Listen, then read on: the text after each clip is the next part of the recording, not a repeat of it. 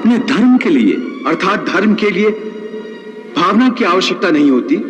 नहीं, अभी तुमने बड़े ज्ञानियों जैसे तर्क किए कि कर्म के लिए कोई प्रेरणा होनी चाहिए और प्रेरणा के लिए कोई भावना आवश्यक है।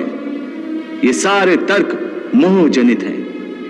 रिश्ते नातों के मोह ने तुम्हारी बुद्धि को धूमिल कर दिया है, इसलिए तुम्हें सत्य दिखाई नहीं दे रहा।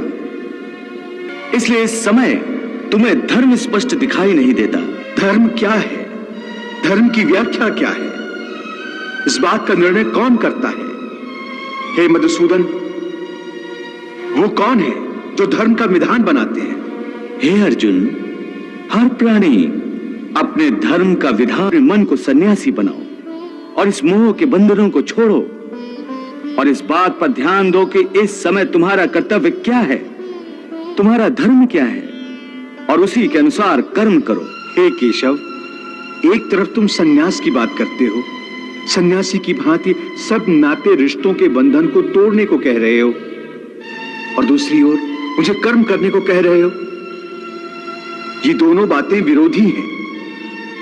तुम जानते हो कि मनुष्य जब कोई कर्म करता है तो उस कर्म का कोई कारण होता है, कोई प्रेरक होता है जिसकी प्रेरणा से मनुष्य कर्म करता है।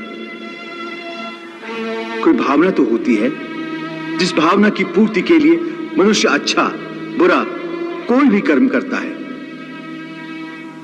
अर्थात कर्म की जड़ में एक भावना होती है और भावना की जड़ में कोई ना कोई रिश्ता होता है, क्योंकि किसी संबंध, किसी रिश्ते के बगैर तो भावना पैदा नहीं हो सकती। अर्जुन, तुम ठीक कह रहे हो।